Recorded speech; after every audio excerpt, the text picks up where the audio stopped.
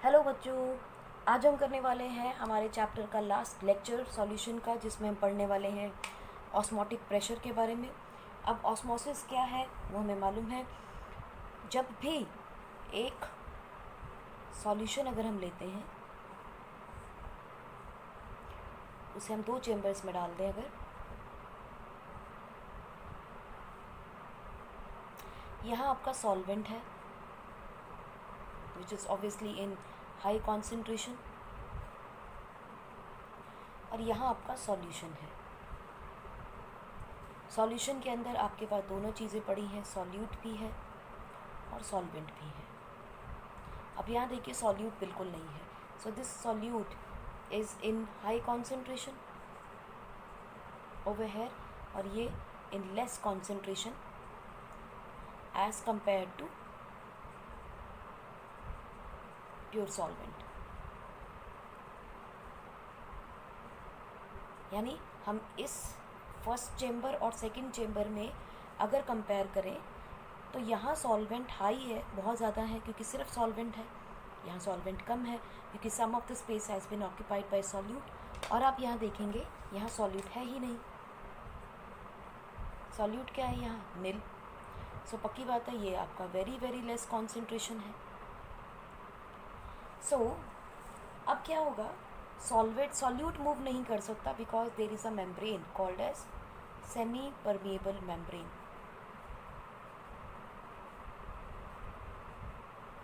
इस मेम्ब्रेन में से सॉल्यूट पास नहीं कर सकता, only solvent can pass, only solvent can pass. इसका मतलब अगर सिर्फ सॉल्वेंट पास कर सकता है और सॉल्यूट नहीं जा सकता, तो what will happen, this solvent will start moving toward this direction, because ये हाई कॉन्सेंट्रेशन में है, ये लो कॉन्सेंट्रेशन में है। This movement of solvent towards high concentration of solute, make sure high concentration of solute is called osmosis। ये तो हमने पहले भी पढ़ा है, इसमें तो कुछ नया नहीं है हमारे लिए। नया क्या है? नया ये है बच्चों, अगर इस ऑस्मोसिस को रोकना है, अगर इस ऑस्मोसिस को रोकना है तो मुझे यहाँ पर कुछ प्रेशर लगाना पड़ेगा, है ना। देखो एटमॉस्फेरिक प्रेशर तो इस पे भी लग रहा है, there is some pressure on it, this is the atmospheric pressure.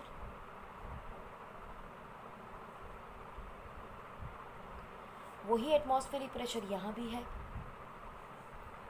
सो मुझे क्या करना पड़ेगा, यहाँ एक एडिशनली प्रेशर लगाना पड़ेगा, and this additional pressure is called as osmotic pressure. So we can say additional pressure applied on solution to stop osmosis is called osmotic pressure।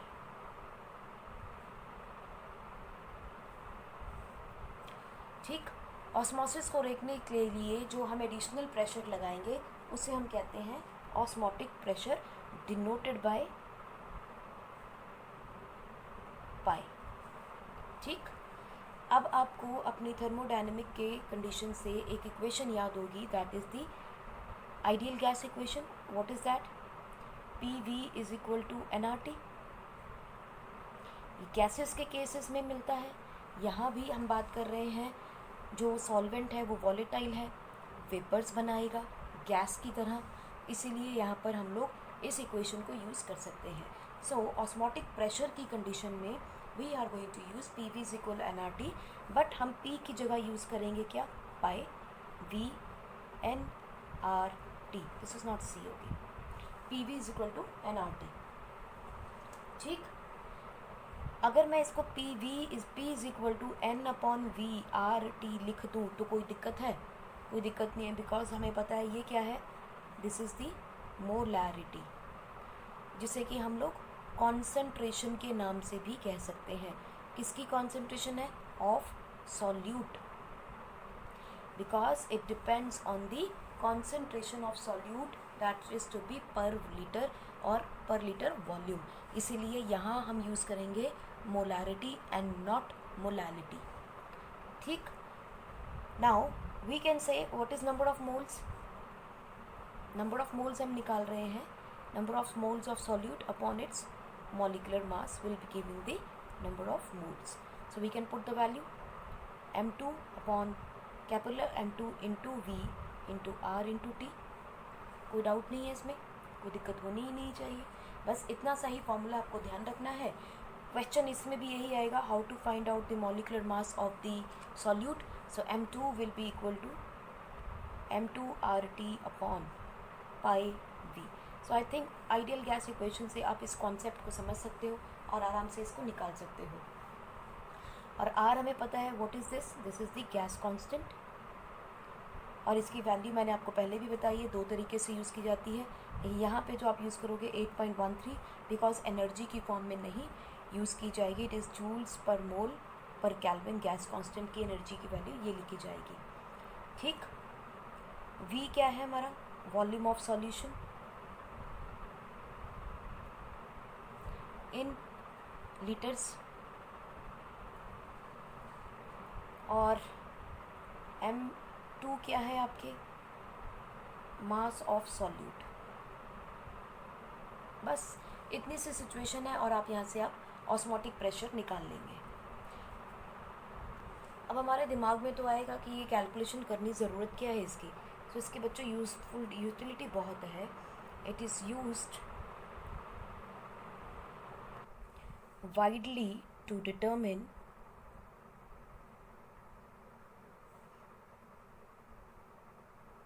molecular mass of proteins, polymers and other macromolecules।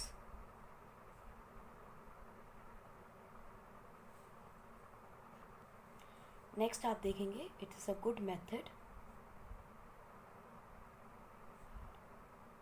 Over others to calculate molecular mass as can be measured,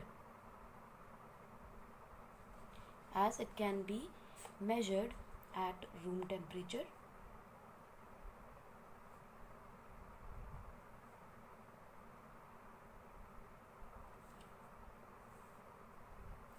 also molarity is used instead of molality. तो आपको इसमें molecular mass या given mass of solute की solvent की ज़रूरत ही नहीं है। Solvent की कॉन्सेंट्रेशन क्या है उससे हमें कोई लेना देना नहीं है, because it is totally dependent upon कितना सॉल्यूट पड़ा है सॉल्यूशन के अंदर। सॉल्वेंट कितना है उसका कोई वास्ता नहीं है। ठीक है, थर्ड आप देखेंगे, as compare to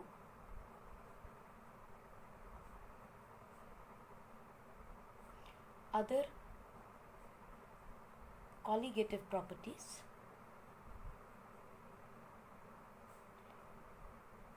its magnitude is large even for very dilute solutions। यानी क्योंकि हम सॉल्वेंट की कॉन्सेंट्रेशन की तो यहाँ बात ही नहीं कर रहे, हम तो बात कर रहे हैं सिर्फ और सिर्फ सॉल्यूट की। इसलिए बहुत डाइल्यूट हो जाने पर अगर सॉल्वेंट की कॉन्सेंट्रेशन बढ़ भी जाए तो भी हम बाकी की कॉलिगेटिव प्रॉपर्टीज़ को इससे कंपेयर कर सकते हैं और आराम से इसको कैलकुलेट कर सकते हैं even in very dilute solutions. क्योंकि अगर बहुत डाइल्यूट सॉल्यूशन होते हैं तो सॉल्वेंट की कॉन्सेंट्रेशन ज़्यादा हो जाती है, तो हम सॉल्यूट के नंबर ऑफ मोल्स को टोटली इग्नोर कर देते हैं। यहाँ पर बहुत थोड़े भी सॉल्यूट होंगे तो भी हमारे लिए वैल्यूएबल होंगे। It is useful for biomolecules as these are not stable at very at very low temperature. The useful for biomolecule, as these are not very stable at very high temperature, and polymers have poor solubility.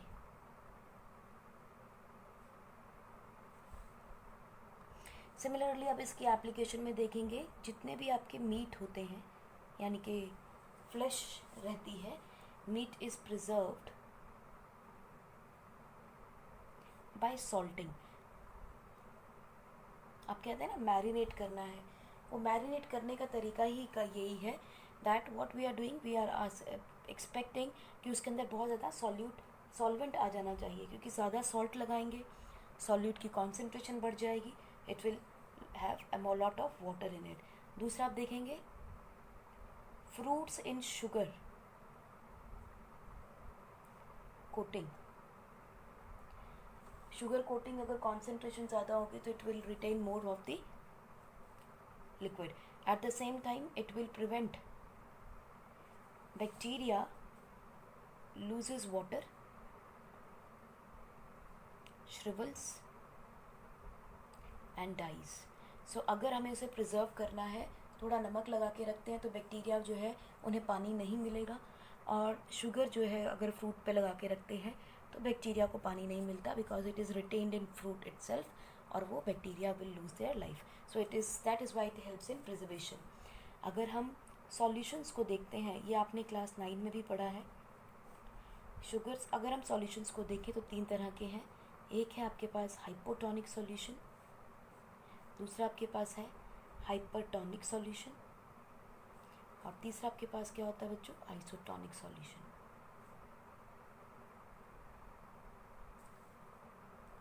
सो अगर हम उसमें hypotonic में देखें, if osmotic pressure is very less, यानी कि less than 1, then such that water moves inside the cell. देखो ना, अगर ऑस्मोटिक प्रेशर सेल के अंदर से कम लगेगा तो वाटर को अंदर जाने में कोई बैरियर्स नहीं होंगे. As a result it will enter into the cell and it will be swollen up. अगर हाइपरटोनिक में देखते हैं तो हाइपरटोनिक में the osmotic pressure is very high such that water moves out of the cell. Hypotonic solution में अगर हम लोग सेल को रखते हैं तो बाहर सॉल्यूट की कॉन्सेंट्रेशन बहुत ज़्यादा हो जाएगी. As a result water will start moving from cell to the solution, और आपका शेल जो है वो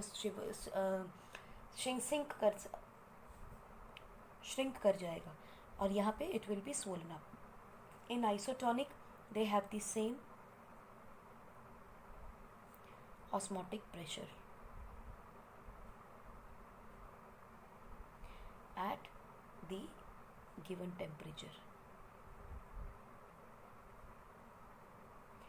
जैसे आप देखोगे हमारी एग्जाम्पल बहुत पॉपुलर है, ये हमारी बॉडी का अपना एग्जाम्पल है. Intracellular fluid and saline water जो होता है उसकी कॉन्सेंट्रेशन ऑलमोस्ट सेम होता है, यानी कि उसका जो ऑस्मोटिक प्रेशर है वो 0.9 रहता है. एज अ रिज़ल्ट जब हम हमारे सेल्स को सेलाइन वाटर के साथ मिक्स करते हैं या उसे सेव करते हैं, it does not undergo any swollen shrinkage, और it doesn't imbibe water, so it is safe to send by IV. हम लगाते हैं ना सेलाइन की ड्रिप लगा देते हैं, नमक के पानी की या डेक्स्ट्रॉस की लगाते हैं, तो ऑलमोस्ट सिमिलर सा ऑस्मोटिक प्रेशर रहता है. तो एक बार फिर देख लेते हैं. अगर आप हाइपोटोनिक सॉल्यूशन ले रहे हो और उसके अंदर आपने किसी सेल को रखा है तो what will happen, water will move inside the cell. अगर हाइपरटोनिक सॉल्यूशन ले रहे हो तो सेल में से बाहर आ जाएगा पानी, क्योंकि हाइपरटोनिक में सॉल्यूट की कॉन्सेंट्रेशन ज़्यादा होगी. As a result water will move out of the cell. Isotonic solution में ऐसा कोई चेंज नहीं होगा, वहाँ कोई भी चेंजेस नहीं होंगे, ना तो अंदर जाएगा ना ही बाहर आएगा। अब आप देखिए रिवर्स ऑस्मोसिस क्या है, आप समझ ही गए होंगे। अगर ऑस्मोसिस के अंदर सॉल्वेंट से वाटर जो है वो सॉल्यूशन की तरफ जा रहा है, तो रिवर्स ऑस्मोसिस क्या हो जाएगा, ऑपोजिट। सॉल्यूशन से सॉल्वेंट की तरफ आना रिवर्स ऑस्मोसिस होगा, ठीक है। और आप देखोगे इसका शॉर्ट फॉर्म क्या है, RO। अब समझ में आ गया होगा, जो वाटर आप यूज़ करते हैं पीने के लिए that is called as reverse osmosis. और यहाँ क्या हो रहा है, देखिए सॉल्वेंट से सॉल्यूशन की तरफ जाएंगे तो वहाँ क्या है, सॉल्यूट की कॉन्सेंट्रेशन ज़्यादा है तो it is moving towards the solute. लेकिन रिवर्स ऑस्मोसिस में it is moving away from the solution towards the solvent और द प्योर फॉर्म। सो तभी हमें जो पानी मिलता है that is free from solute, तो प्योर वाटर आपको मिल जाता है। अब इसके अंदर जो सेमी परमिएबल मेम्ब्रेन रहती है which allows the semi permeable membrane is a film of cellulose acetate। ये 1 मार्क में क्वेश्चन बच्चों आता है कि सेमी परमिएबल मेम्ब्रेन किस चीज़ से बनी होती है। It is cellulose acetate and is permeable only to water। However, it is impermeable to impurities and ions in seawater, ठीक है। That is why it is used for desalination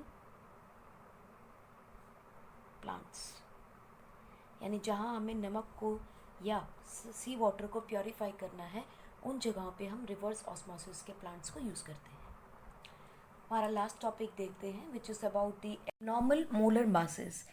जितना भी हमने अभी तक मोलर मास कैलकुलेट किया है, चाहे वो डिप्रेशन इन फ्रीजिंग पॉइंट है, एलिवेशन इन बॉइलिंग पॉइंट है, चाहे वो ऑस्मोसिस से बात कर रहे हैं, रिवर्स ऑस्मोसिस की बात कर रहे हैं, यहाँ जितना भी आप मास मोलर मास कैलकुलेट कर रहे हैं that is called as the abnormal molar masses.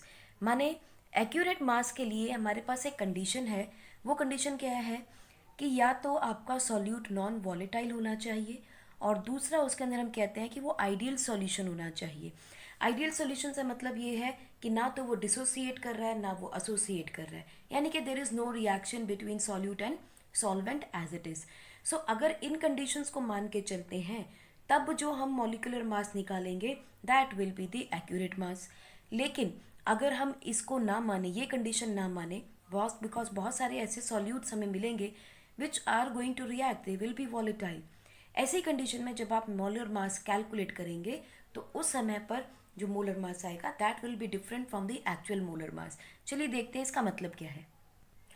चलिए एग्जांपल देखते हैं। हम मान के चलते हैं इसके अंदर कि जितने भी आपके आयनिक कंपाउंड्स होते हैं स्टूडेंट्स, वो क्या करते हैं, वाटर के अंदर डिसोसिएट करेंगे। जब भी जाएंगे they will form ions. Potassium chloride अगर हम लेते हैं, it is going to form potassium chloride ion के positive and Cl negative ion. इसका मतलब it is going to dissociate.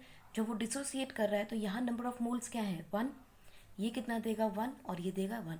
So the total number of the moles, number of moles produced by the dissociation of KCl कितना है, 2।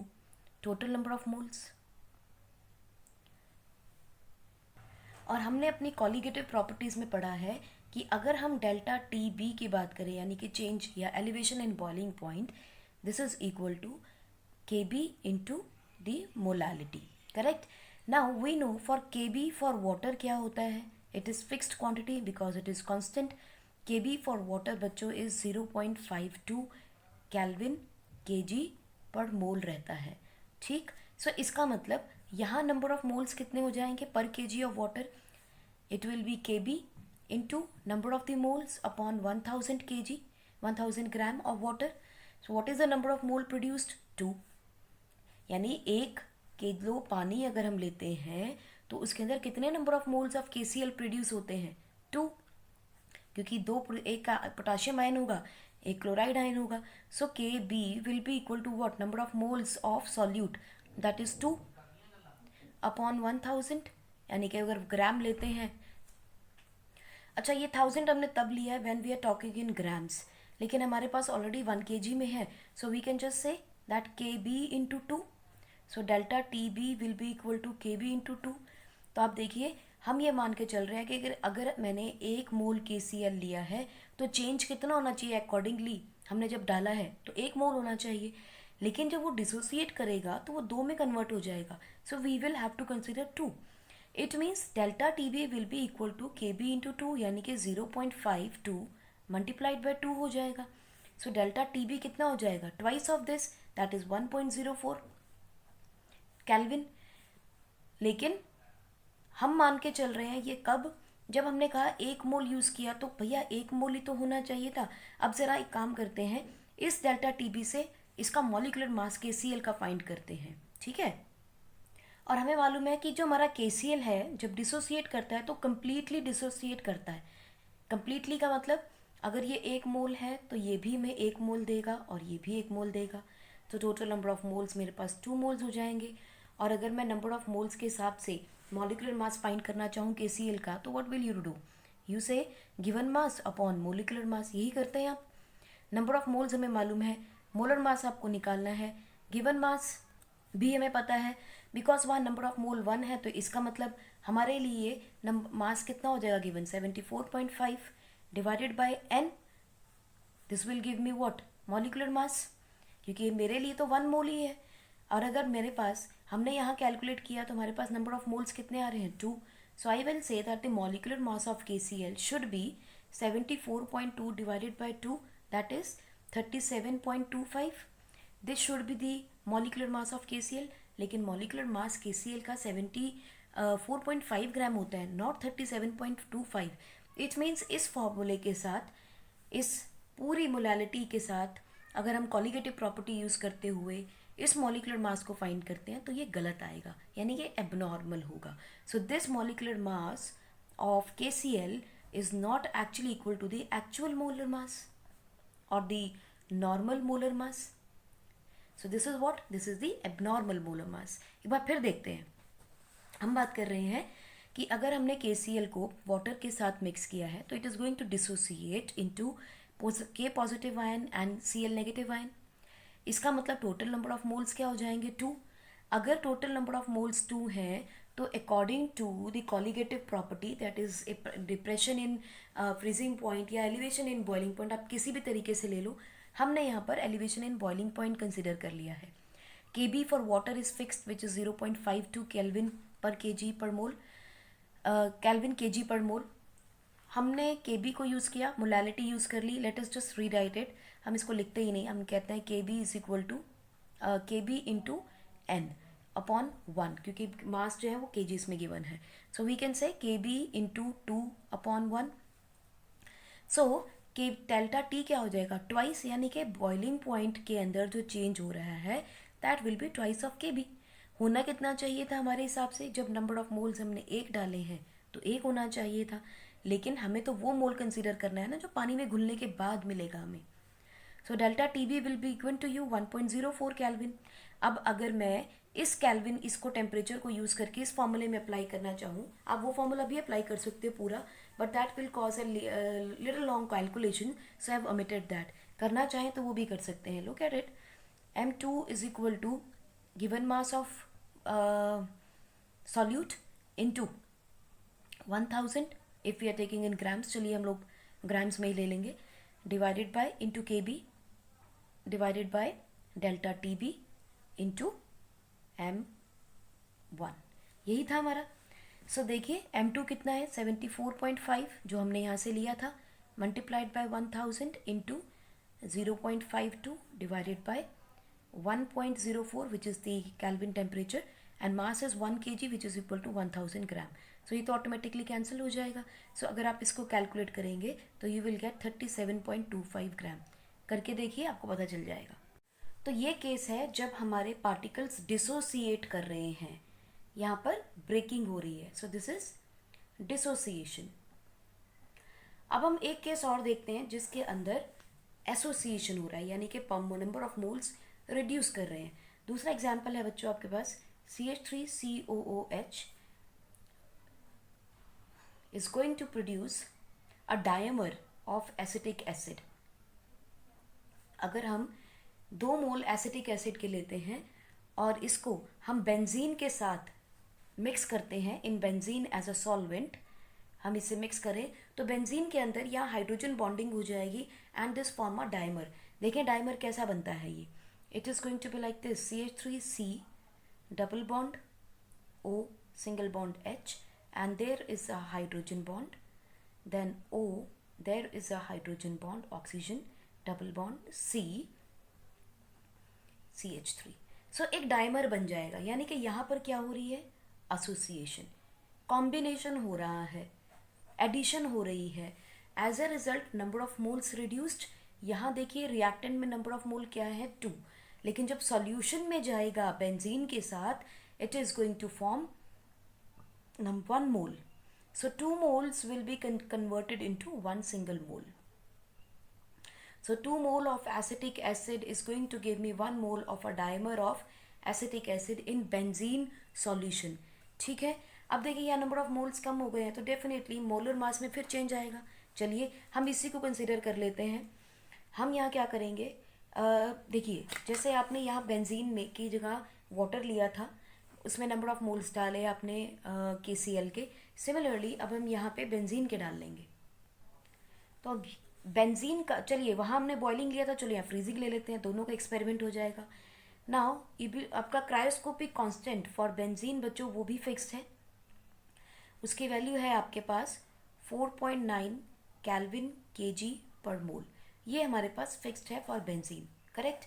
तो चलिए हम देखते हैं डिप्रेशन इन फ्रीजिंग पॉइंट क्या आएगा. TF will be equal to KF into molality. Correct. अब देखिए number of moles in solution देखना है, not as a reactant. Solution में कितने मोल्स आ रहे हैं मेरे पास, 1 मोल आ रहा है. So I will write 4.9 into 1, 4.9 into 1 and the solvent I am considering is 1 kg only, यानी कि टोटल सॉल्वेंट में कोई चेंजेस मैं नहीं मान रही हूँ. I am taking that benzene का जो टोटल मास मेरे पास अवेलेबल है as a solvent is 1 kg. तो देखिए डेल्टा TF की वैल्यू हमें मिल जाती है 4.9 केल्विन. करेक्ट. चलिए इसे मोलर मास फाइंड करने की कोशिश करते हैं एसिटिक एसिड का.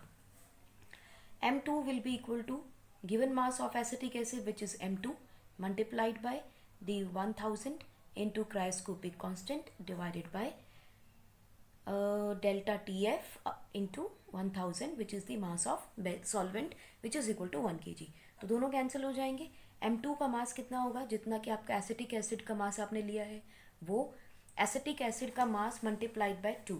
सो what is the mole given mass of acetic acid, 2 moles. 2 moles के लिए मैं इसका पहले पूरा मॉलिक्यूलर मास काउंट कर लेती हूँ. तो it is 12 into 2 plus 4 into 1 plus 2 into 16. So it comes out to be 24 plus 4 plus 16 दूनी 32. सो 4 और 4 8 और 1 10, ऊपर है 1 5 और 1 6, यानी 60 ग्राम एसिटिक एसिड का मॉलिक्यूलर मास इसमें से निकाल रहे हैं. हमें कैलकुलेट करके बताना है. ठीक है. तो हम क्या लिखेंगे, गिवन मास कितना है 60 इंटू 2 यानी कि 120 divided by 4.9 into what is the value of K, that is again 4.9. ठीक. तो देखिए ये दोनों कैंसिल हो जाएंगे तो आप क्या कहोगे 120 ग्राम. तो molecular mass of acetic acid is coming out to be 120 gram and we know it is not the accurate, it is abnormal. This is the abnormal molar mass, क्योंकि हमें मालूम है एसिटिक एसिड का मॉलिक्यूलर मास कितना है 60 gram. सो हमें इस error को किस तरीके से ठीक करें, इसी एरर को ठीक करने के लिए हमारे पास एक साइंटिस्ट आए, उनका नाम है वेंट हॉफ. आपने पहले भी सुना है थर्मोडायनेमिक्स के अंदर वेंट हॉफ फैक्टर, जहाँ हमने अल्फ़ा और बीटा की या ए और बी की बात की थी, जब हम रियल गैस और एबनॉर्मल गैसेस, आइडियल गैसेस की बात कर रहे थे. सिमिलरली वैन टॉफ ने इस केस में भी, लिक्विड के केस में भी एक फैक्टर दिया है which is called as van't Hoff factor, that is denoted by i. So to correct this error in molecular mass calculated, Van 't Hoff factor is used, denoted by I. ठीक. अब देखिए van Hoff factor क्या कहता है. ये जो मास हम कर रहे हैं, फाइंड आउट कर रहे हैं, which is this is the calculated mass. Observed mass क्या था हमारा, हमने देखा in case of acetic acid हमने ऑब्जर्व किया हमारा मास था 60 gram. In case of KCl हमने ऑब्जर्व किया 74.5 gram. So this is our observed mass. और जब हमने कैलकुलेट किया था तो कितना आया था, कैलकुलेटेड मास हमारा आ रहा था एसिटिक एसिड का 120 ग्राम और KCl का कितना आया था 37.25 ग्राम. सो इसका मतलब कैलकुलेटेड मास जो है वो हमारा एबनॉर्मल मास आ रहा है. कैलकुलेटेड मास इज एबनॉर्मल मास. इसको करेक्ट करने के लिए वैन 't हॉफ ने जो फैक्टर दिया वो उसने ये बताया that I is equal to normal molar mass upon abnormal molar mass. Correct. इसी को उन्होंने एक और नाम से दिया, उन्होंने कहा observed colligative property divided by calculated colligative property. ठीक. इन दो तरीकों से उन्होंने इसको बात की. साथ ही उन्होंने एक और बात कही कि ये सारी एबनॉर्मलिटी किस पे डिपेंड करती है, it depends on the extent of dissociation और association. I depend on extent of association and extent of dissociation. इस पे डिपेंड करता है ये आई, कितना डिसोसिएट कर रहा है, कितना एसोसिएट कर रहा है. सो ही reframed this value of I. He said total number of moles of particles, total number of moles of particles after association or dissociation divided by number of moles of particles before association और dissociation. सो उन्होंने इसको कई तरीके से define कर दिया कि बाद में कितना है टोटल नंबर ऑफ मोल्स और पहले कितना है टोटल नंबर ऑफ मोल्स, उसके ऊपर डिपेंड करेगा. या normal molar mass upon abnormal molar mass, observed upon calculated molar mass. So अगर हम लोग आई को कैलकुलेट करना चाहें, value of i in these two cases, तो चलिए देखते हैं आई क्या होगा. अगर हम ऑब्जर्व्ड मोलर मास और कैलकुलेटेड को ही देख लें तो इन case of acetic acid what is the observed molar mass 60 gram and what is the calculated molar mass 120 gram. So calculate करोगे तो 1/2. सो आई की वैल्यू क्या आ जाएगी 1/2 इज द एबनॉर्मल फैक्टर. यानी कि इस फैक्टर से एबनॉर्मेलिटी आ रही है तो एक्चुअल मोलर मास जो है वो आधा है, जितना कैलकुलेट किया है उसका आधा है एक्चुअल मोलर मास. ठीक है. Similarly in case of KCl देखें, आई की वैल्यू क्या है हमारे पास, ऑब्जर्व्ड कितना था हमारा 74.5 ग्राम डिवाइडेड बाय 37.25 ग्राम. तो कैलकुलेट करेंगे तो ये कितना आया 2. सो इसका मतलब ऑब्जर्व्ड मोलर मास जो है वो कम है, एक्चुअली में डबल होना चाहिए था. So this is how we are going to calculate the abnormality in molar mass. So he modified all the colligative properties, he modified all the colligative properties equations and equations कह सकते हैं, उनके सारे equations को उन्होंने बदल दिया। जैसे सबसे पहला देखते हैं हम relative lowering of vapor pressure। relative lowering of vapor pressure में हमने पढ़ा था जब भी कोई सॉल्यूट किसी भी सॉल्वेंट के अंदर, स्पेसिफिकली कौन सा सॉल्वेंट, वॉलेटाइल सॉल्वेंट के अंदर मिक्स करते हैं तो उसका वेपर प्रेशर वो रिड्यूस कर देता है। तो हमने क्या बात की थी कि delta P is equal to P1 not minus P1 upon P1 not, यही निकाला था हम लोगों ने रिलेटिव। सो उन्होंने क्या कहा, इसको आप इस तरह से ना लिख के i not upon molar mass upon 2/1 करेंगे,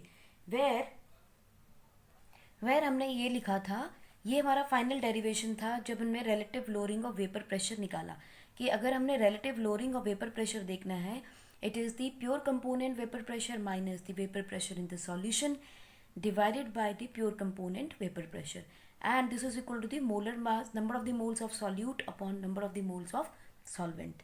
वहाँ हमने I को इंट्रोड्यूस कर देना है। इसका मतलब क्या हो गया, जब इस I को इंट्रोड्यूस करेंगे हम लोग तो it will become P1 not minus P1 divided by P1 not is equal to I number of the moles of solute into number of the moles of solvent divided by number of the moles of solvent।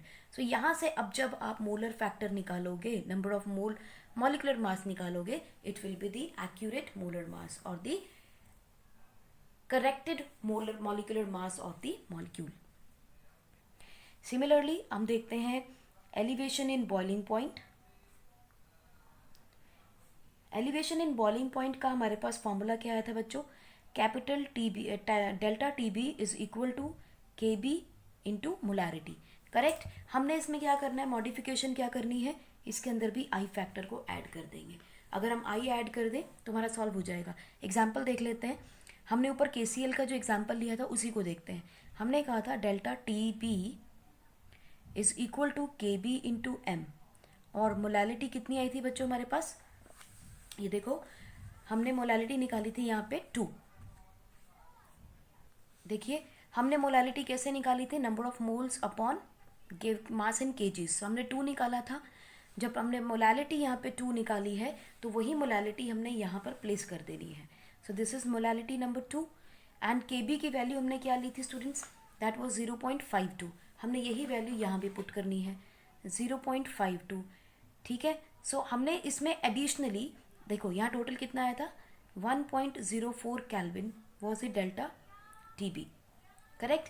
अब हमने यहाँ I factor को include कर दिया है। जब हमने I factor include किया है तो हमने I कितना निकाला इन case of KCl, it was 2। तो हमने क्या करना है 2 इंटू KB कितनी है 0.52 multiplied by change in molarity that is 2। So it comes out to be what 2.08 kelvin. ठीक है। अब याद कीजिए हमने जो फॉर्मूला लगाया था हम उसी पे आ जाते हैं कि मॉलिकुलर मास, अब हम इसमें I इंट्रोड्यूस करके चलेंगे, M2 into 1000 into KB divided by delta TB into molar mass given mass of the solvent, और ये रहा हमारा I। इसको भी हमने साथ में लगाना है इस बार। तो हमने जब कैलकुलेट किया था तो देखिए हमने लिया था 74.5 into 1000 multiplied by 0.52 divided by this and then this. अब हम क्या करेंगे, इन्हीं वैल्यूज़ को दोबारा यहाँ पे प्लेस करते हैं। ये देखो this is equal to 74.5 into 1000 into KB की value 0.52 divided by delta TB की वैल्यू आप क्या लेंगे, आप 2.08। या तो आप 2.08 ले लो क्योंकि यहाँ हमने क्या किया है, यहाँ हम I से मल्टीप्लाई कर रहे हैं। अभी मैं I इसमें इंट्रोड्यूस नहीं किया तो I am gonna take this one only 1.04 into given mass is 1000 and I will take the value of I जो हमने ऊपर कैलकुलेट की है दैट इज 2। करेक्ट। तो देखो जब हमने इसका कैलकुलेशन किया था सिर्फ इस इक्वेशन का, तो हमारे पास मास आया था 37.25 gram. So I can write 37.25 gram multiplied by my i factor which is 2. So it is going to be 74.5 gram. So this is the actual mass of KCl. So the observed mass and the calculated mass have become the same. It means ये error हमारा clear हो गया. Similarly हम देखते हैं freezing in depression in freezing point. Depression in freezing point.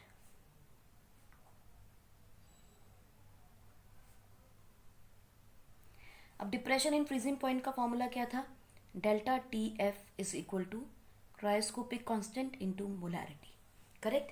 हमने benzene के case में देखा कि हमारे पास उसका मोलर मास कितना आया था. बेंजीन का मोलर मास गिवन मास था हमारे पास 60 ग्राम्स, और जब हमने कैलकुलेट किया था उसका मोलर मास तो हमारे पास आया था 120 ग्राम, जो कि गलत था, है ना. ऑब्जर्व्ड मोलर मास क्या था हमारा?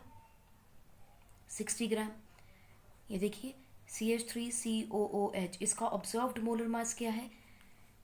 60 ग्राम. लेकिन जब हमने कैलकुलेट किया था क्रायोस्कोपिक कांस्टेंट लगा के तो हमारे पास 160 ग्राम आ रहा था. ठीक. आई फैक्टर हमने क्या निकाला इस केस के अंदर? डाइमर बन रहे थे तो हमने क्या कहा? It was coming out to be 1/2. I जो आ रहा था कैलकुलेट करके it was coming out to be 1.2. देखो कैसे था, एक बार फिर दिखा देते हैं आपको. एसिटिक एसिड का given molar mass, observed molar मास क्या है? 60. कैलकुलेटेड कितना था? 120. और यही हमारे को वेंटॉफ ने भी कहा है that normal molar mass upon abnormal molar मास या ऑब्जर्व्ड अपॉन कैलकुलेटेड लेंगे तो आई की वैल्यू आपको मिल जाएगी. So the observed molar mass is 60, जो हमने अपने ट्रेडिशनल मेथड से कैलकुलेट करते हैं. CH3COOH का कैलकुलेशन किया हमने 12 × 2, 4 × 1 एंड 2 × 16.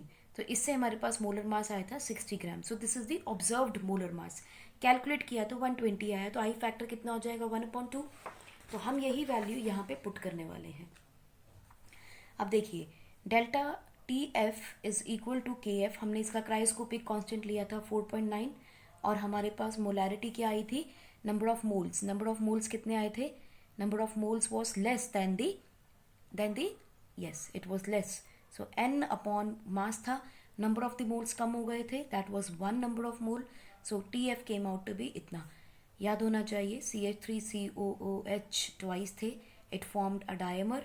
CH3COOH ट्वाइस हो गया था, एक डायमर बन गया था. तो नंबर ऑफ मोल्स यहाँ कम हो गए, 2 से यहाँ 1 बन गया था. तो यहाँ नंबर ऑफ मोल्स 1 ले लिया आपने. So it came out to be 4.9 kelvin. चलिए मोलर मास एक बार फिर से कैलकुलेट करते हैं.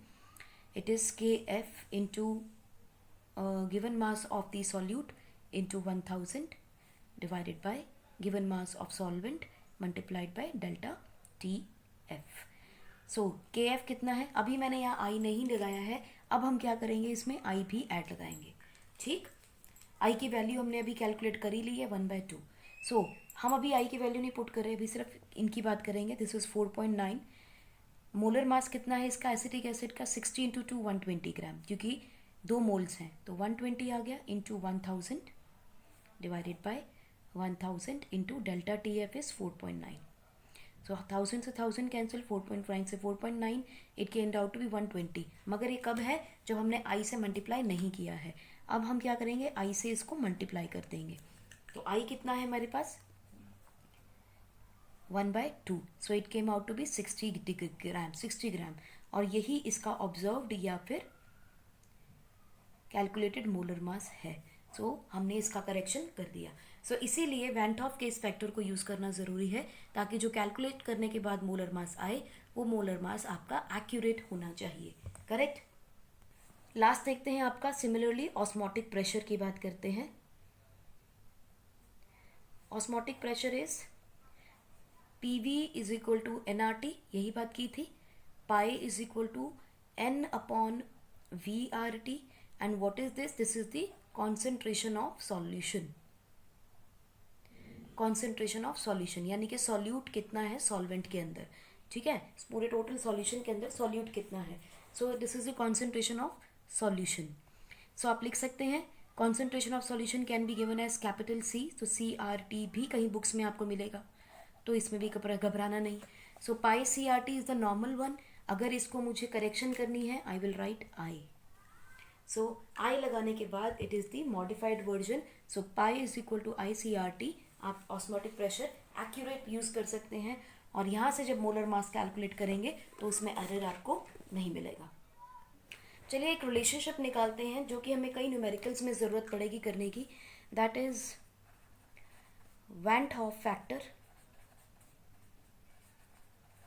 which is I, and extent of association और डिसोसिएशन।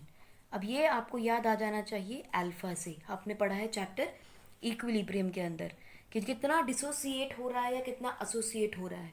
तो हमें आई एंड अल्फा के बीच में एक रिलेशनशिप आइडेंटिफाई करना है ताकि हम न्यूमेरिकल्स में आई को यूज़ कर सकें। ठीक है, तो देखिए सबसे पहले डिग्री ऑफ डिसोसिएशन देख लेते हैं। डिग्री ऑफ डिसोसिएशन को आइडेंटिफाई करने का तरीका क्या है? Number of moles of substance dissociated, यानी कि सॉल्यूट, जो भी सब्सटेंस है उसके कितने मोल्स आपके पास अवेलेबल हैं, upon total number of moles of substance taken. कितने मोल्स आपने लिए थे, कितने डिसोसिएट हो गए, आपको वो आइडेंटिफाई करने हैं। एग्जाम्पल के साथ देखते हैं। KCl की अगर हम देखें एग्जाम्पल, तो K positive and Cl negative बना। मान लेते हैं this is the initial concentration, इसकी क्या है अल्फा, या 1 ले लेते हैं। अल्फा तो हमारा डिग्री ऑफ डिसोसिएशन है, 1 है। तो जब ये इनिशियल है तो इसकी इनिशियल क्या होगी, 0 0। ये आपने इक्विलिब्रियम में पढ़ा है। एट इक्विलिब्रियम देखेंगे तो लेट अस से 1 माइनस अल्फा हो गया, तो ये कितना होगा अल्फा और अल्फा, क्योंकि नंबर ऑफ मोल्स 1 1 है। So total number of moles यहाँ क्या हो गए आफ्टर डिसोसिएशन, कितने हो गए 2 अल्फा। ये देखो 2 अल्फा हो गया।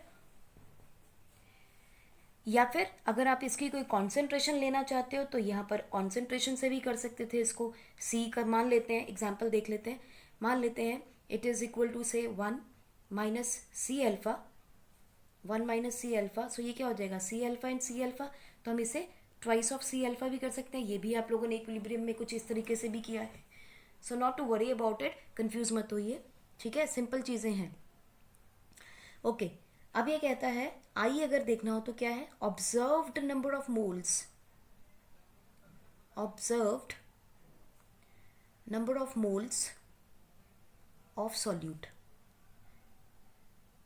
कितने बचे हैं, total number of moles at equilibrium क्या हो गया है 1 minus alpha and 1 minus alpha, यानी कि KCl जो बचा हुआ है प्लस जो नया बना है, दोनों उनका। सो 2 अल्फा लिख सकते हैं, divided by total number of moles कितने लिए थे, इनिशियली कितने थे 1। सो डिवाइडेड बाय 1, क्योंकि ये क्या है total number of moles taken. कितने लिए थे हमने नंबर ऑफ मोल्स 1, तो यहाँ 1 लिख देंगे। अब इक्विलिब्रियम पे कितने हैं 1 माइनस अल्फा प्लस 2 अल्फा। ये तो कैलकुलेशन आपको याद होनी चाहिए, ठीक है। अब total observed number of moles मिल गया आपको, ये भी मिल गया। सो वी कैन से इसको ओपन कर लें अगर, तो आप क्या लिखेंगे I is equal to 1 minus alpha plus 2 alpha divided by 1। Can we write it as 1 plus alpha. तो हम कह सकते हैं कि 1 plus alpha upon 1 is equal to i, और I is equal to 1 plus alpha, और अल्फा क्या हो जाएगा I माइनस 1। ये कब है, जब हमने इसकी कॉन्सेंट्रेशन 1 मानी है, when we are considering it 1। अगर यहाँ कॉन्सेंट्रेशन 1 की जगह कुछ और होगा तो इट विल चेंज। चलिए वो चेंज भी देख लेते हैं। हम इसके बाद फिर से लिखते हैं KCl will give us K plus Cl negative, number of moles we have taken so far is 1, ठीक है। लेट अस से इसकी कॉन्सेंट्रेशन हम मान लेते हैं इट इज़ चलो 1 ही है, एंड इसकी इनिशियल कॉन्सेंट्रेशन 0 हो जाती है। अब आपने अपने इक्विलिब्रियम में पढ़ा था कि अगर ये कॉन्सेंट्रेशन हम C मान लें तो क्या होगा, लेट अस से इट इज सी, ठीक है। तो हम क्या कहेंगे, सी माइनस, और इसकी जो डिसोसिएशन हो रही है वो सी अल्फा हो रही है, some factor of C, some factor of C. So यहाँ क्या आएगा, सी अल्फा, ये भी C alpha. Can we write it at equilibrium, can we write 1 minus alpha into C. So at equilibrium अगर हम कॉन्सेंट्रेशन देखें क्या हो जाएगी, टोटल कॉन्सेंट्रेशन क्या है ऑफ सॉल्यूट एट इक्विलिब्रियम कितनी हो जाएगी। हम कोई भी वैल्यू ले सकते हैं, ये भी ले सकते हैं, ये भी ले सकते हैं। So I am just gonna take upward plus C alpha plus C alpha upon हमारी क्या कॉन्सेंट्रेशन है 1 या फिर सी, आप सी रख लीजिए चलिए, ठीक है। Now what will happen, it is, ये देखो ये सी अल्फा कैंसिल हो जाएंगे, it will be C minus C alpha upon C. बहुत सिंपल है, सी को कॉमन ले लेते हैं हम लोग, again 1 minus alpha upon C, C फिर कैंसिल हो जाएंगे and this is equal to I. So again you will get I is equal to 1 minus alpha.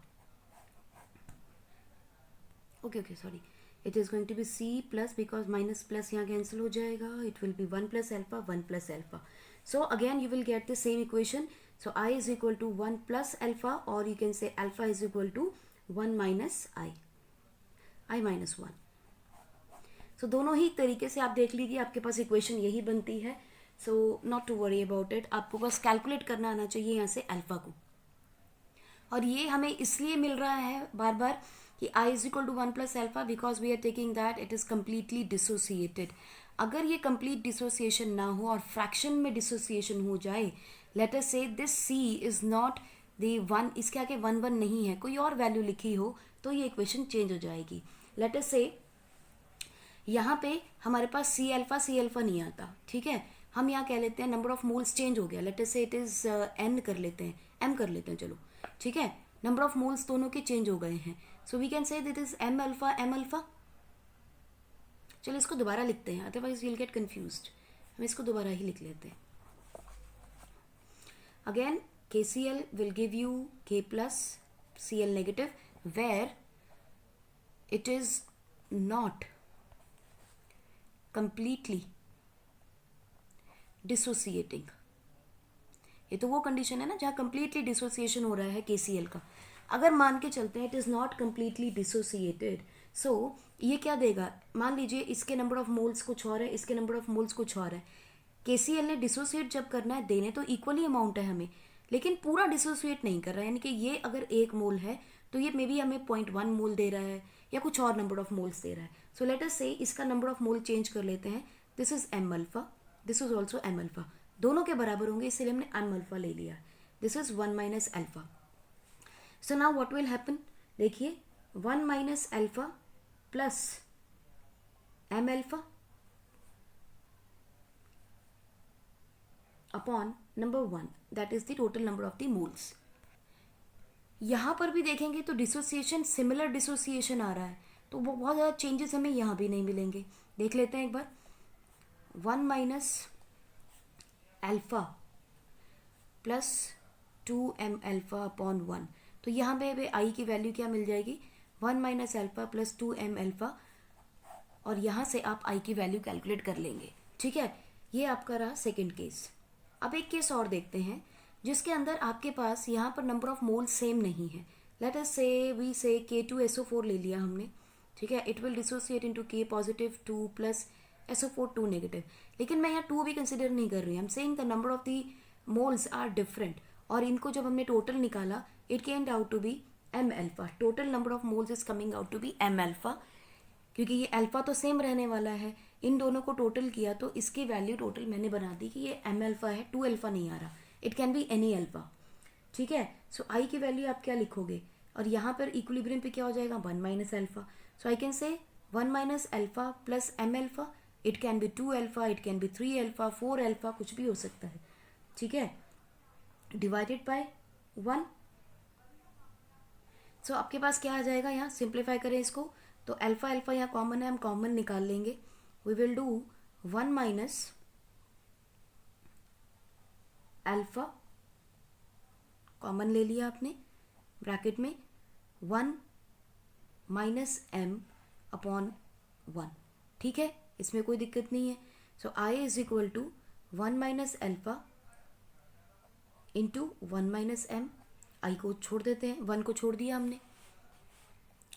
So now what will happen? 1 minus alpha is equal to I upon 1 minus m. ठीक है. So alpha will be equal to what? 1 minus I upon m minus 1. So this will be the degree of dissociation if the total number of moles is changing. यानी कि similar नहीं आ रहे, different number of moles आ रहे हैं. It can be any number of मोल, दोनों को मिला के 2 हो जाए, 3 हो जाए, because degree of dissociation is coming out to be same. तो अल्फा की वैल्यू निकालने के लिए कितने भी नंबर ऑफ मोल्स यहाँ बन जाए वो नीचे लिख लेंगे हम, और आई की वैल्यू यहाँ पे पुट कर सकते हैं. या अब आई की वैल्यू ना गिवन हो, अल्फा की गिवन हो, तो आई कैलकुलेट कर सकते हैं right from here. Correct. So this is how we are going to calculate and find a relationship between i and alpha. So हमने डिराइव कर ली है अल्फा की value 1 minus I upon m minus 1. Let us just apply it, try करके देखते हैं इसको apply करके. चलिए K2SO4 का ही एग्जाम्पल देखते हैं हम. We found out twice of the K positive plus SO4 2 negative. So यहाँ टोटल नंबर ऑफ मोल्स कितने हो जाएंगे? 3.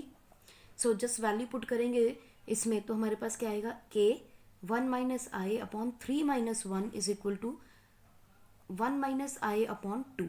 सो अगर मेरे पास अल्फा की वैल्यू गिवन हो, यहाँ से मैं आई की वैल्यू सिंप्लीफाई करके निकाल सकती हूँ.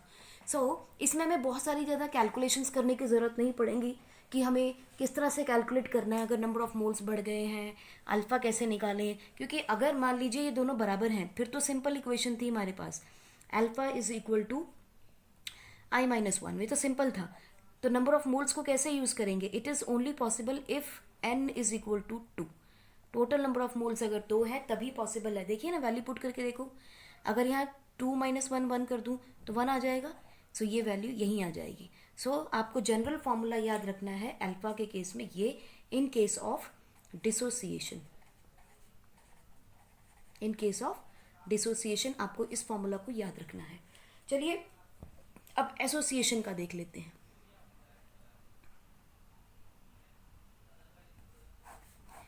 एसोसिएशन में क्या हो जाएगा? Degree of association is equal to number of moles of substance associated, यानी कि प्रोडक्ट साइड पे कितना बना है वो, divided by total number of moles of substance taken, यानी कि लेफ्ट हैंड साइड पे क्या है. तो अगर इसको मैं लेमन टर्म में समझाना चाहूँ तो I will say degree of dissociation is equal to right hand side के number of moles upon left hand side के number of moles. Number of moles, I mean this is just for to understand कि हम क्या करना चाह रहे हैं. So right hand side यानी प्रोडक्ट साइड पे कितने बने हैं और कितने लिए थे वो हमने लेफ्ट हैंड साइड पे ले लिए. सो एग्जाम्पल देख लेते हैं, सिंपल एग्जाम्पल लेते हैं. Let us say we have a few number of the moles, association हो रहा है, इट विल बिकम ए की पैर में 9 एंड लाइक हमने एसिटिक एसिड का एग्जाम्पल किया था. We had 2 moles of acetic acid and it was converting into a dimer of acetic acid like this. So number of moles कम हो गए थे, यहाँ 2 थे, यहाँ 1 हो गया. तो यहाँ पे हमने क्या किया, 2 को उसके सबस्क्रिप्ट में लगा दिया है. तो सिमिलरली यहाँ पे भी यही इक्वेशन बन जाएगी. सो इनिशियल कॉन्सेंट्रेशन क्या है इसका 1, इसकी 0. एट इक्विलिब्रियम क्या हो जाएगा, it will be 1 minus alpha, और यहाँ क्या हो जाएगा अल्फा डिवाइडेड बाय n, क्योंकि ये है नंबर ऑफ मोल्स. ठीक. सो आई की वैल्यू क्या है, number of the moles of the substance associated कितने हैं, अल्फा अपॉन n. तो this is alpha upon n. And then total number of the moles taken, कितने थे टेकन 1. अच्छा, total of the moles of substance associated यानी कि ये हैं जो बन गए.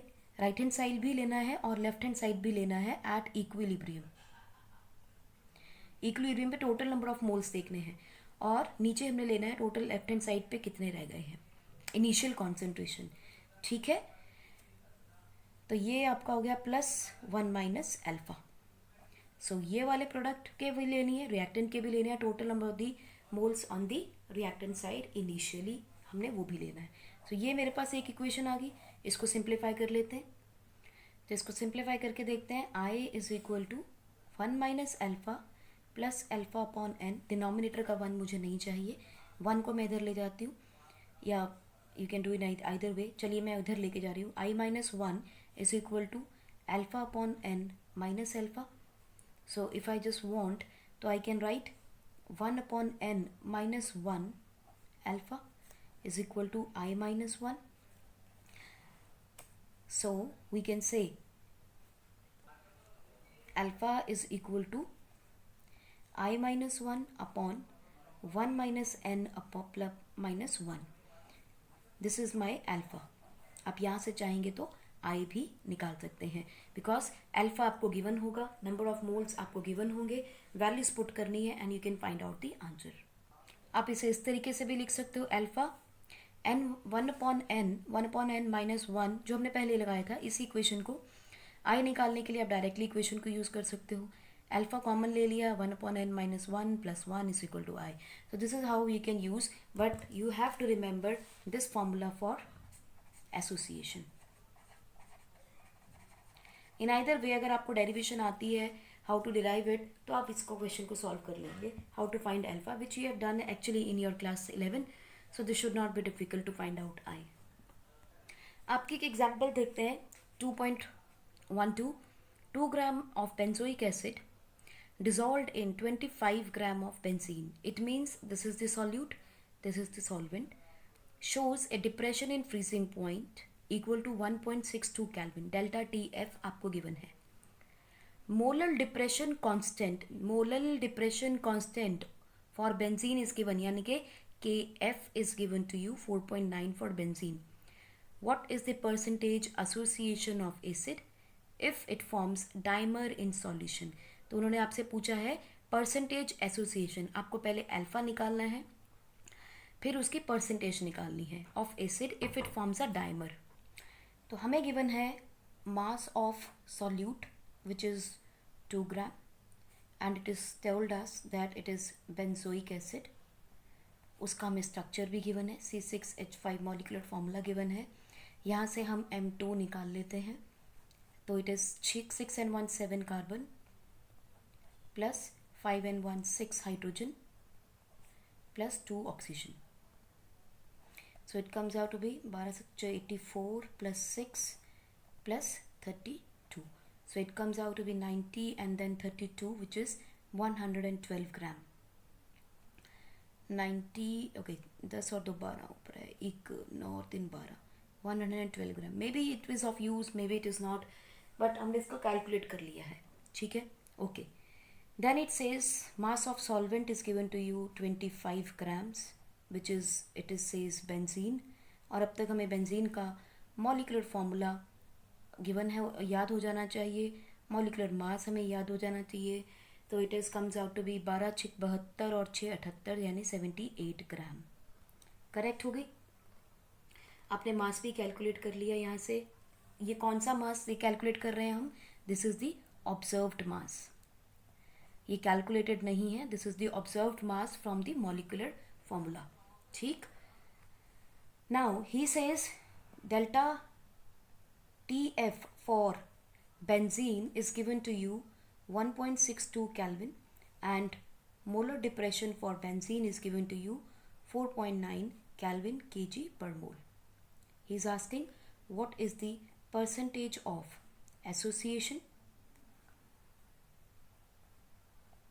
of acid if it forms dimer। देखिए डाइमर है तो हमें पता चल गया है number of moles definitely come होने ही वाले हैं, ठीक है। और अगर नंबर ऑफ मोल्स कम होंगे तो इसका मतलब आई की value will be less than 1। 9 दूनी 12, ओके, दिस इज 122 ग्राम। अब हमें पता है परसेंटेज ऑफ एसोसिएशन की वो बात कर रहे हैं, इसका मतलब मुझे यहाँ से अल्फ़ा निकालना ही पड़ेगा, और अल्फ़ा निकालने के लिए मेरे पास एक ही फॉर्मूला है, वो है आई का relationship. So in case of association हमने पढ़ा था alpha is equal to i minus one divided by 1/n-1, यानी मुझे आई भी निकालना पड़ेगा, करेक्ट। चलिए सबसे पहले अल्फ़ा भी निकालना पड़ेगा, मुझे आई भी निकालना पड़ेगा बिकॉज वो गिवन नहीं है। इसका मतलब आई निकालने के लिए मुझे क्या चाहिए, I need observed molar mass upon calculated molar mass, correct. Observed molar मास मैंने देख लिया कितना है 122 ग्राम। अब अगर मैं कैलकुलेटेड मोलर मास निकाल लूँ तो मेरा आई निकल आएगा। तो चलिए देखते हैं मोलर मास निकालने का फॉर्मूला क्या है। मोलर मास के लिए आई विल नीड डेल्टा के F into 1000 into molar mass amount of total mass of the solute given divided by delta TF into the mass of solvent in grams। ये सारी चीज़ें मुझे given है यहाँ 4.9 into 1000 multiplied by 2 gram divided by this is also given 1.62 multiplied by given mass is also given 25 ग्राम। तो ये सारी चीज़ें हमें गिवन है, इसे हम कैलकुलेट कर लेंगे। सो इसको कैलकुलेट अगर हम करें तो ये आ जाएगा 25 चौका 100 तो 40 आ गया। यहाँ कैलकुलेट करेंगे, डेसिमल हटाएंगे तो I can multiply by 10। So 2 8 the 16, 2 1 the 2, 81। It goes on 9, this also goes on 7। So 7 and 9, it is not divisible. So I can just multiply these one. Okay, anything else that I can do? No. So 4 9 the 36, ऊपर आ गया 3, 4 4 the 16 and 3 19. So 1960 divided by 81. So इसका answer क्या आ जाएगा, 8 से अगर करें तो 8 2 16, 36 का मतलब हो जाएगा 8 4 32, 8 4 32। बचे कितने आपके पास 32, 40 के अराउंड आ रहा है। 8 1 ओके 8 2 16, 36, 8 4 32, 40 बचे, 5 के अराउंड आ जाएगा। ओके सो ये आ गया 4 9 36, 4 4 16, 19 0 0। Okay, one more zero over है। So it is coming out to be 8 दूनी 16, approximately it is coming out to be 242 grams. ठीक है, तो 242 ग्राम मेरे पास ऑब्जर्व्ड कैलकुलेटेड मास आ रहा है। यहाँ से हम आई कैलकुलेट कर लेते हैं। I is 122 divided by 242 grams. So इसको डिवाइड करेंगे तो आपके पास आएगा, so it is going to be 2 6 12, 2 1 2, 2 1 2, 2 2 4, 121। So 6 दूनी 12, it is going to be less than half, it is going to be less than half. 61 121, 12 5 60। So somewhere around 0.5 के around आपका answer आना चाहिए। इसमें आई की वैल्यू विल बी 0.5। नाउ अब आप देखिए, he is saying percentage of association बताइए जब डाइमर बन रहा है। तो बच्चों डाइमर का मतलब क्या होता है कि आपके पास हमने क्या किया, n a is giving to you a की एन। डाइमर का मतलब है यहाँ पर A2 होना चाहिए। तो अगर यहाँ मिनिमम 2 चाहिए तो 2 मिनिमम आने के लिए यहाँ पर भी 2 चाहिए। तो इसका मतलब नंबर ऑफ टोटल मोल्स बचे कितने हैं 1। तो total number of moles after association कितना बचा है 1, पहले कितना था 2। तो अगर हम यहाँ n की वैल्यू, नंबर ऑफ मोल्स की वैल्यू 2 रखते हैं तो इट इज़ 1/2 - 1। और हमें गिवन है बेंजोइक एसिड। सो C6H5COOH, इसके कम से कम 2 मॉलिक्यूल होने चाहिए to form a dimer. C6H5COOH twice. So अब देखिए, इसके अगर 1 होगी तो ये 0 होगी, इसके कुछ डिसोसिएशन हो रही है, लेटर से अल्फा डिसोसिएट हो रहा है, तो ये कितना बनाएगा अल्फा/2। सो एट इक्विलिब्रियम हमारे पास क्या कॉन्सेंट्रेशन बच गई, 1 - अल्फा प्लस अल्फा/2 डिवाइडेड बाय 2, बिकॉज 2 क्या है initial number of moles. So हम क्या लिखेंगे यहाँ पे, दिस इज इक्वल टू 1, चलिए it will be 2 minus, simplify कर लेते हैं इसको और आसान है, divided by 2 and it is going to be divided by 2 again, क्योंकि डिनोमिनेटर में रहेगा आपका। So this comes out to be 2 minus alpha upon 2 which is equal to 1 minus alpha upon 2। So हमारे पास टोटल वैल्यू कितनी आ गई 1 minus alpha upon 2, और ये क्या है हमारे पास आई, ठीक है। सो आई की एक वैल्यू आपके पास आ गई 0.5, एक वैल्यू आपकी ये आ गई, इन दोनों को इक्वेट कर लेते हैं। So i is equal to 0.5 which is also equal to 1 minus alpha upon 2, इन दोनों को इक्वेट कर लेते हैं, we'll get what? Okay, 0.5 is equal to 1 minus alpha upon 2. If I just calculate it is completely, it comes out to be 504. So we can just put 504. So 504 is equal to 1 minus alpha upon 2. So we can say alpha upon 2 is equal to 1 minus 0.504, and it comes out to be 0.496. So alpha कितना आ जाएगा 0.496 multiplied by 2, which comes out to be 12 9899. So 99.992. और अगर इसकी percentage निकालनी हो बच्चों तो हमारे पास अल्फा आ गया 0.992, परसेंटेज निकालनी हो तो हम सीधा लिखेंगे 99.2%। सो अल्फा की यानी कि बेंजोइक एसिड की एसोसिएशन कितनी हो रही है 99.2% हो रही है। सो एक बार इसको फटाफट से दोबारा चेक कर लेते हैं व्हाट वी डिड। हमें मास गिवन था सॉल्यूट का, हमने उसका मॉलिक्यूलर मास निकाल लिया विच इज़ एन ऑब्जर्व्ड मास। हमें मास बेंजीन का भी गिवन था, उसका भी हमने मास निकाल लिया which is observed mass. Delta T F given है, के एफ गिवन है, परसेंटेज ऑफ डिसोसिएशन आपको निकालनी है, एसोसिएशन निकालनी है when it forms a dimer. I की वैल्यू मुझे चाहिए, अल्फा मुझे चाहिए, एंड अल्फा एसोसिएशन का मुझे फॉर्मूला याद था i minus 1 is upon 1 upon n minus 1। आप नहीं भी याद करते हैं वी कैन डेराइव इट, इसलिए हमने क्वेश्चन में इसको डेराइव करने की कोशिश की है। आई की वैल्यू क्या होती है observed mass upon calculated mass. Observed मास हमने देखा 122 था बेंजोइक एसिड का। कैलकुलेटेड मास के लिए हमने फॉर्मूला लगाया, आपका कौन सा फॉर्मूला है, क्योंकि फ्रीजिंग पॉइंट यूज़ किया है उसने, के एफ यूज़ किया है, so I will have to use the depression in freezing point. So हमने वैल्यूज पुट करके वहाँ से मॉलिक्यूलर मास निकाला which came out to be approximately 242 gram. यहाँ से आई की वैल्यू निकाली 0.504 आपकी आई की वैल्यू आ गई। Since a dimer is formed, so इसका मतलब दो मॉलिक्यूल बन रहे, दो कम से कम मॉलिक्यूल चाहिए टू फॉर्म वन डाइमर। तो हमने मिनिमम अमाउंट ले लिया। इनिशियल कॉन्सेंट्रेशन हमने बोली है उसकी 1 है और प्रोडक्ट की 0 होगी। बाद में अगर डिग्री ऑफ एसोसिएशन अल्फा है तो ये अल्फा अपॉन 2 हो जाएगा, बस यहाँ 2 है यहाँ 1 है तो हाफ होगा तो 1 अपॉन 2 हो जाएगा।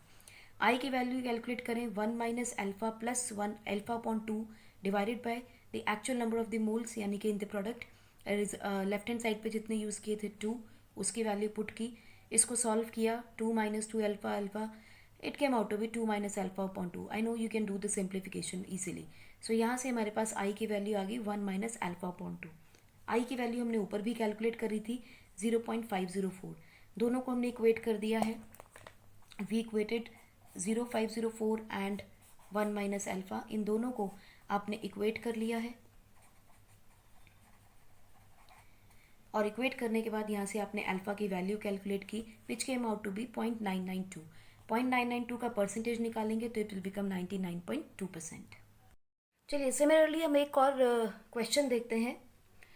Example number 2.13, 0.6 ml of acetic acid having density 1.06 is dissolved in 1 liter of water। सो आपको 0.6 ml गिवन है वॉल्यूम और डेंसिटी गिवन है। यहाँ से आप सॉल्यूट का मास कैलकुलेट करेंगे। 1 लीटर ऑफ वॉल्यूम आपको वाटर का यानी सॉल्वेंट का गिवन है। डेंसिटी ऑफ वाटर आपको मालूम ही है, इट इज़ 1 ग्राम पर ml। तो आपको यहाँ से डेंसिटी यूज़ करके आपको इसकी मास निकाल लेना है। The depression in freezing point observed for this strength of acid was 0.025 degree Celsius. चाहे केल्विन हो चाहे सेल्सियस हो, डिफरेंस हमेशा उतना ही रहता है। So we can use 0.025 only इन केल्विन और Celsius. Calculate the van't Hoff factor, यानी आपको आई कैलकुलेट करना है, and dissociation constant of acid यानी आपको अल्फा भी कैलकुलेट करना है। चलिए इस क्वेश्चन को करके देखते हैं। आप लोग पहले ट्राई कीजिए इस क्वेश्चन को without looking at the solution, और फिर हम सॉल्व करेंगे इसे एंड लेट अस सी कि आपको कहाँ मुश्किल आई। So pause this video, take 1 2 3, take some time and then try this question. I hope आपने क्वेश्चन ट्राई किया होगा. लेट अस सी कैसे किया और इसमें क्या क्या आपको मुश्किलें आई. देखिए आपको क्या क्या गिवन है. सबसे पहले आपको गिवन है सॉल्यूट का वॉल्यूम विच इज़ 0.6 ml.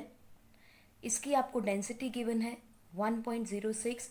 तो यहाँ से आप इसका मास कैलकुलेट कर लेंगे. 36 that is 6360.36 gram of acetic acid. अब एसिटिक एसिड का आपको मास मिल गया. Let us mark it as M2 only. ठीक है. और मोलर मास ये कौन सा निकालेंगे हम? ऑब्जर्व्ड, क्योंकि इसने मॉलिक्यूलर फॉर्मूला दिया है. So we can find out the molecular mass. तो it is 12 into 2 24 and 4 28 and okay calculate ही कर लेते हैं. आप लोग फिर कंफ्यूज हो जाएंगे कि मैम कैसे किया. सो 12 into 2 4 into 1 2 into 16. So 24 plus 4 28 plus 32 which is coming out to be 60 gram. Right. सो आपने यहाँ molecular mass of acetic acid भी निकाल लिया है. अब उसने आपको साथ में क्या दिया है? He has given you the volume of solvent. यानी कि M1 निकालना हो मुझे तो 1 लीटर गिवन है. और अगर हम इसकी डेंसिटी देखें वो भी 1 है. So it comes out to be 1 kg mass. तो यानी कि मास में कोई डिफरेंस नहीं है. We can take 1 kg mass या 1000 ग्राम ऑफ वाटर. आपको फ्रीजिंग पॉइंट दिया है. Change in the freezing point is given to you और depression in freezing point is given which is 0.025 kelvin और degree centigrade. Does not make any difference because difference देखोगे आप तो TF minus T0 F minus करोगे तो difference में आपको वही मिलेगा. यहाँ एक चीज़ इस क्वेश्चन में जो नहीं गिवन है that you must keep understand कि F की वैल्यू क्या है? 1.86 केल्विन kg पर mole. This is fixed for water कि उसकी जो क्रायोस्कोपिक कांस्टेंट है एट इज कांस्टेंट 1.86 रहता है. ठीक है. ये क्वेश्चन में गिवन नहीं है.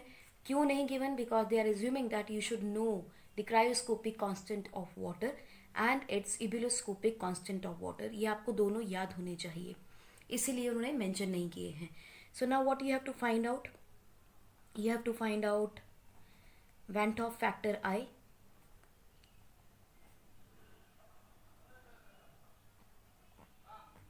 and you have to find out the degree of dissociation or degree of association.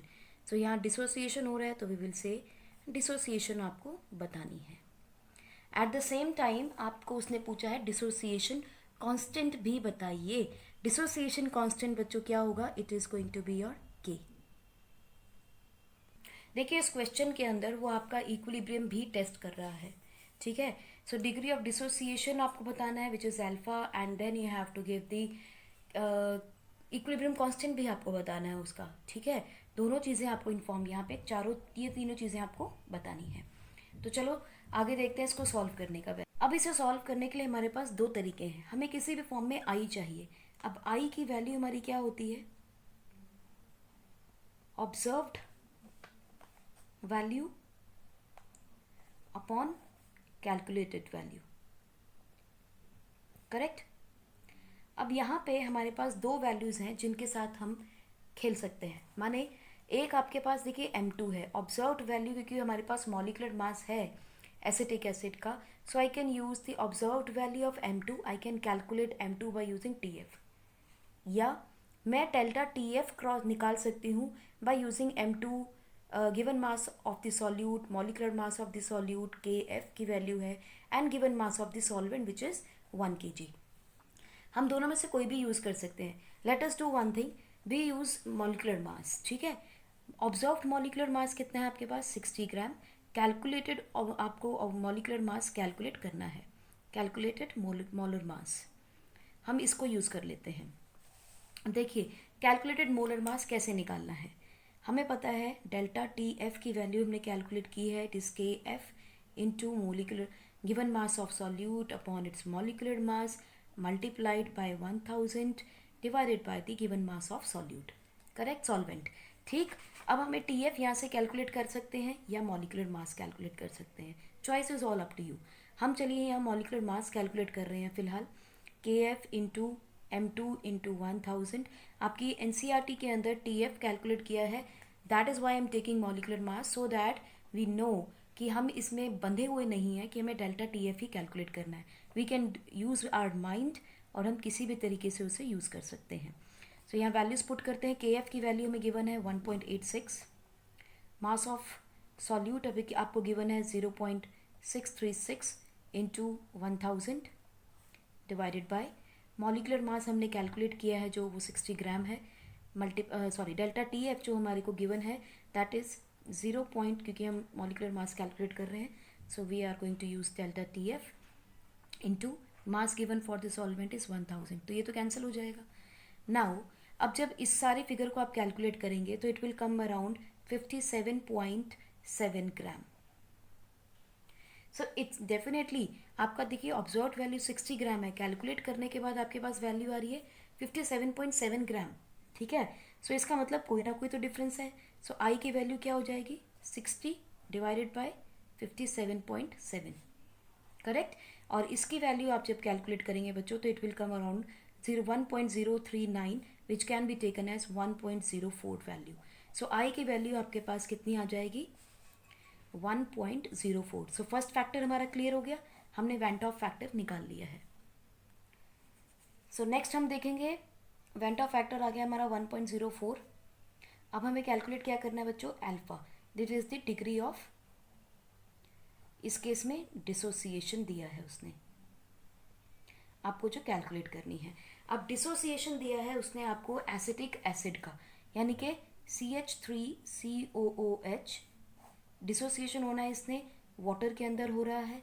So it is going to give you CH3COO negative plus H positive. Now उसने हमें ये नहीं बताया कितना डिसोसिएट होगा. हमें मालूम है ये वीक एसिड है. अब जितने भी वीक एसिड होते हैं कंप्लीटली तो डिसोसिएट होंगे नहीं. सो लेट अस से इसके नंबर ऑफ मोल्स हैं n. तो ये कितने नंबर ऑफ मोल्स दे रहा है n. ये भी कितने देगा n. लेकिन n की वैल्यू यहाँ पे हमें मालूम नहीं है डिसोसिएशन कितनी होने वाली है. नंबर ऑफ मोल्स मालूम है. सो लेट अस से इसकी इक्विलिब्रियम पे कॉन्सेंट्रेशन हो जाती है 1 - x और यू कैन टेक अल्फा. चलिए अल्फा ही ले लेते हैं n - L1 बाय अल्फा. और ये कितना होगा n alpha n alpha. Correct.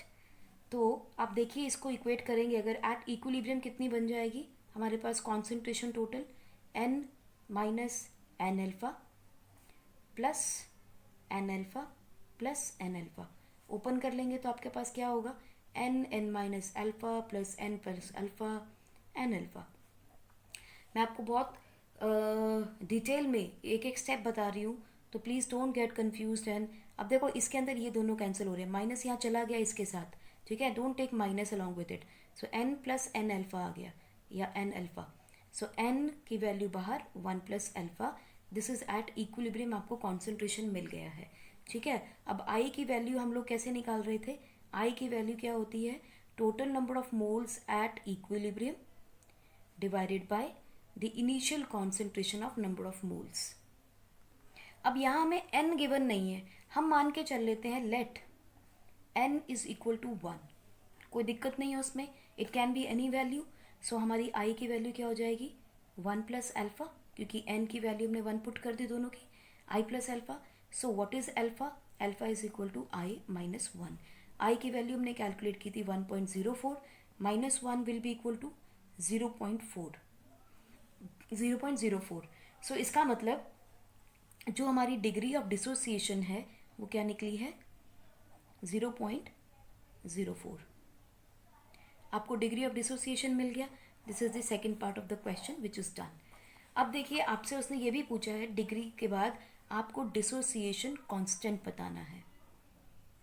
अब डिसोसिएशन कांस्टेंट का हमें मालूम है एट इक्विलिब्रियम जब हम बताएंगे तो उसको हम कैसे देंगे कि इसकी वैल्यू देंगे. हम क्या लिखेंगे CH3COOH reversibly gives us CH3COO negative plus H positive. Correct. And हमने बोला है कि हमने एज्यूम किया है कि ये 1 है. सो ये सारे के सारे 1 हो जाएंगे. तो याद कीजिए इक्विलिब्रियम में हम कॉन्सेंट्रेशन कैसे लिखते हैं इक्विलिब्रियम की. इसको इक्विलिब्रियम कांस्टेंट कर लेते हैं. It is molar concentration of product cation and anion raised to the power their stoichiometric coefficients divided by the reactant raise to the power its stoichiometric coefficient, correct. अब देख लीजिए यहाँ पे आपकी कॉन्सेंट्रेशन क्या है, n alpha and n minus 1/1 minus alpha. हम यही वैल्यूज बस यहाँ पुट कर देंगे, n alpha into n alpha upon n 1 minus alpha, यही है हमारी कॉन्सेंट्रेशंस। सॉल्व कर लेते हैं, इसको सिंप्लीफाई कर लेंगे। It will be n square alpha का स्क्वायर डिवाइडेड बाय एन का स्क्वायर 1 माइनस अल्फा हमारा, सॉरी एन, तो ये एन इसके साथ कैंसिल हो जाएगा, कोई दिक्कत ही नहीं है इसके अंदर। सो हमारे पास के की वैल्यू क्या आ जाएगी, एन अल्फा का square upon 1 minus alpha. Just values put कीजिए, एन की वैल्यू आपने 1 एज्यूम की है, सो हमने कहा है let n is equal to 1, so we can say k will be equal to alpha का square upon 1 minus alpha. Values हमने यहाँ पर डाल देनी है। अल्फा की वैल्यू क्या है, 0.04 का square divided by 1 minus alpha की वैल्यू क्या है, 0.04। और आपको मालूम है यहाँ हमने एज्यूम किया है n इज इक्वल टू 1, लेकिन एक्चुअली में n की वैल्यू क्या है हमें ये भी मालूम है। In question number of moles कितने थे, 0.636 डिवाइडेड बाय 60, यही था आपका number of moles. It came out to be, number of moles आप निकाल लेंगे ना, that is the mass of the solute upon its molecular mass of acetic acid. तो यहाँ से नंबर ऑफ मोल्स निकालेंगे, it will come out to be 0.016, correct. तो यहाँ n की वैल्यूज ऊपर पुट कर दीजिएंगे चाहो तो ये वैल्यू आपकी आ जाएगी क्या, यहाँ पे हमें n की वैल्यू चाहिए है, हमने 1 एज्यूम की थी, लेकिन यहाँ n की वैल्यू आएगी तो ये आएगा 0.0106। इसको वैल्यू को यहाँ पुट कर देंगे and you will calculate the equation. तो आपको यहाँ k की वैल्यू कितनी मिलेगी,